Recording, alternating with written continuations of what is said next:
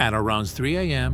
on August 2nd, 2015, a former FBI agent picked up the phone and made this call from inside his son-in-law's bedroom.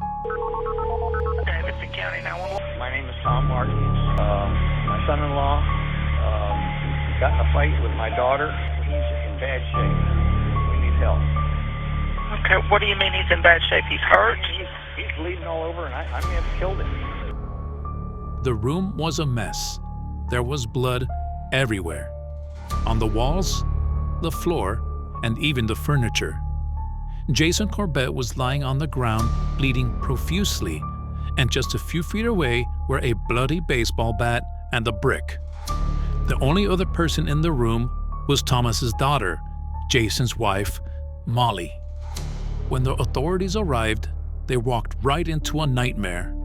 And as investigators began piecing things together, they quickly realized nothing about this crime scene made sense. There were too many contradictions, too many unanswered questions, and at the heart of it all, a dead man. 2 people claiming self-defense, and 2 others in the house who said something very different. This is the case of Jason Corbett. One night in November 2006, Margaret Mags Corbett woke up with a tightness in her chest. She was wheezing, which is a telltale sign that an asthma attack was on the way. A few hours earlier, Mags and her husband Jason had put their 2 beautiful children to bed before deciding to call it a night. At about 3 o'clock, Mags was having a full-blown asthma attack, so she woke Jason up. They had been together for years, so he knew exactly what to do in situations like this. He handed her a nebulizer and waited for her breathing to slow down.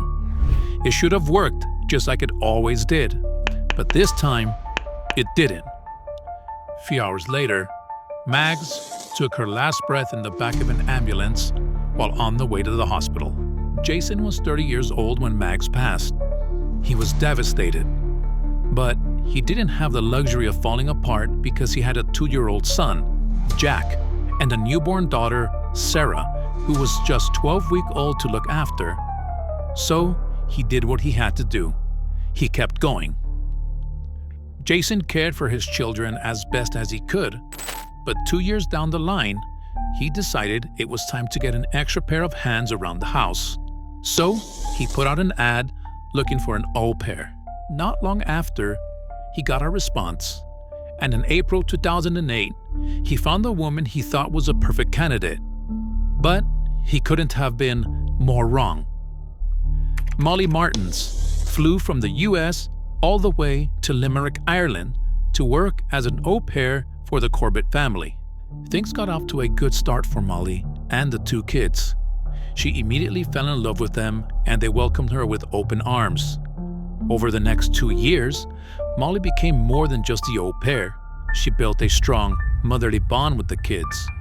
But they weren't the only ones growing attached. Jason was too. Jason and Molly quickly went from employer and employee to lovers. He loved her, she loved him and his kids, and all was perfect in the world. But not for long. On Valentine's Day in 2010, the father of 2 decided he wanted to take their relationship to the next level. So he asked her to marry him, and she said yes. In April of 2011, just before their wedding, Jason and Molly packed up the kids and moved to the United States, North Carolina to be exact. At the time, it felt like a fresh start, but for the kids, it was just the first of many big changes, and not all of them would be good. Jason's family flew to the US for the wedding, but when they arrived, they noticed something strange. Molly wasn't the same person they remembered. Something about her had changed. Jason's sister, Tracy Lynch, noticed that she had become angry and controlling. She kept to herself and didn't bother to interact with any of the guests. When she wasn't avoiding Jason's family, Molly was acting off. Her behavior was erratic, unpredictable, and it put everyone on edge. Just days before the wedding, Tracy heard something that set off alarm bells in her mind. And one of the bridesmaids told us before the wedding that Molly had told them that she had been friends with Mags, Jack and Sarah's mother, before she died of cancer. And Mags didn't die of cancer. And on top of that, she died years before Molly ever came into the picture. Tracy knew something wasn't right, but Jason was happy, so she kept it to herself and just hoped for the best. On the wedding day, Molly caused the scene. Her behavior was starting to spiral, but Jason had already said, "I do," so there was no turning back. A few years went by, and on the surface, things looked fine. Molly and Jason were still together, but behind closed doors, it was obvious that all was not well. Molly had a condition that made it impossible for her to have children of her own, so instead she poured all her love, energy, and attention into Jason's kids, Jack and Sarah. But even that didn't seem to fill whatever was missing. By 2015, it all came crumbling down. Molly and Jason were fighting constantly. They couldn't seem to agree on anything, but the biggest source of tension was the kids. Molly wanted to adopt them legally, but Jason kept saying no. Years before he married Molly, Jason had written a will. In it, he named his sister Tracy and her husband as the legal guardians of his kids if anything ever happened to him, and he just never changed it. Not even after he married Molly and she begged him to let her adopt the kids. The truth is, Jason had his reasons for not giving in to his wife's request. Things had gotten so bad between them that he was secretly making arrangements to take Jack and Sarah and return to Ireland. One thing Molly loved about living in the US was that her parents could visit whenever they wanted. And on August 2nd, 2015, that's exactly what happened. Mr. and Mrs. Martins came over to spend the night, and they didn't come empty-handed. They brought a baseball bat for Jack. After a fun evening, the kids went upstairs to bed. Molly's parents also decided to hit the sack. They were staying in the guest room down in the basement. Meanwhile, Molly and Jason headed into the master bedroom. At about 3 a.m. that morning, that's when Thomas Martins called 911. Davidson County 911. My name is Tom Martins. My son-in-law got in a fight with my daughter. He's in bad shape. We need help. Okay, what do you mean he's in bad shape? He's hurt? He's bleeding all over, and I may have killed him. When the police arrived at the house, they found Jason lying unresponsive on the floor in his bedroom. Paramedics rushed in and tried to save him, but the injuries to his head were just too severe. Jason was soon declared dead, which meant that the case was officially a homicide. Investigators had questions, and there were only two people who could answer them: Molly and her father, Thomas Martins. The father and daughter were immediately taken in to speak to detectives. Tom Martin, who was a former FBI agent, said that he had been asleep when he heard noise from Molly and Jason's bedroom. He didn't know what was going on, but he decided to go and check it out in case anyone was in danger. He grabbed a baseball bat that he brought for Jack and tiptoed upstairs to the master's bedroom. So I opened the bedroom door, and he's got Molly by the throat. And I hit him. Now, according to Molly, she and Jason were arguing because he was angry that she had gotten up to comfort Sarah, who had come into their room saying she had a nightmare, when he grabbed her by the neck and put her in a chokehold position. Tom walked in on them and immediately swung into protection mode. He attacked Jason with the bat in his hands and managed to hit him hard in the back of his head. When he swung the bat again, Jason grabbed it and pushed him to the floor.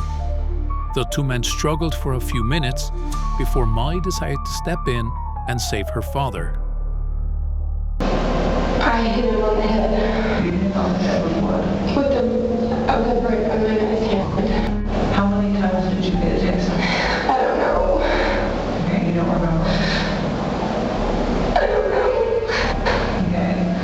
When Molly put down the brick, Tom picked up the bat and hit Jason several times, even though he was already unconscious. The father and daughter claimed they hit and killed Jason in self-defense. They said that he was a heavy drinker and that he had a history of being verbally abusive and violent with his wife. When Molly was speaking to the authorities, the interviewer noticed something about her behavior. Why do you keep grabbing your neck? I'm sorry. It hurts. Since she claimed that her husband was choking her and her father intervened, investigators expected to find bruises and scratches on Molly's neck, but there was not a single one. There was also no bruising on Thomas's body, even though he claimed he had been in a fight with Jason. This was the first sign of trouble. After spending a few hours in custody, the father and daughter were free to go, but the investigation was just beginning and the plot was about to thicken. After they looked at the crime scene and the pattern of blood splatters on the wall, investigators were sure that the story Tom and Molly were telling was false. There was absolutely no evidence that there had been a fight between Jason and his father-in-law that night. While the authorities were nose-deep in the investigation, Molly was making moves of her own. Just about 48 hours after the death of her husband, she walked into her lawyer's office to discuss the adoption of Jason's children. This marked the beginning of a custody battle between her and Tracy, who was named in Jason's will as a legal guardian of the children in the event of his death. A few days later, a social worker visited the Corbett home to speak to Sarah and Jack. The children said that their father had been violent with Molly on several occasions. Their statements fit perfectly with Molly's claims that Jason was an abuser. However, his close friends and family did not agree. They said he was a kind of loving man who didn't have it in him to hurt anyone. 9 months later, Jack confessed that Molly had actually coached him on what to say when he spoke to the social worker. But that wasn't all. There was more damning evidence. We looked at the damage to his scalp. His scalp was literally ripped from his skull. His skull was crushed. When investigators listened to the 911 call, they noticed that Thomas sounded very at ease. The dispatcher told him to perform 600 chest compressions, but he wasn't out of breath at any point. The means had already been established. All that remained was a motive, and that's where Jason's sister Tracy came in. There isn't a shadow of a doubt in my mind that Jason was beaten to death because he was going to leave with the kids. Tracy told police that Molly murdered her brother so that she could get custody of the children. In early January 2016, Molly and her father, Thomas Martins, were charged with second-degree murder and voluntary manslaughter in the death of Jason Corbett. The father and daughter pleaded not guilty and stuck to their self-defense narrative. During the trial, which began on June 25, 2017, Thomas took the stand to defend himself. A man died, but a man also attacked my daughter. And a man tried to protect his daughter. Molly, on the other hand, chose not to take the stand. On August 9, 2017, after 3 hours and 20 minutes of deliberations, the jury had their verdict. Thomas Martins and Molly Corbett Martins were found guilty of the second-degree murder of Jason Corbett. The father and daughter were sentenced to a minimum of 20 years and a maximum of 25 years in prison.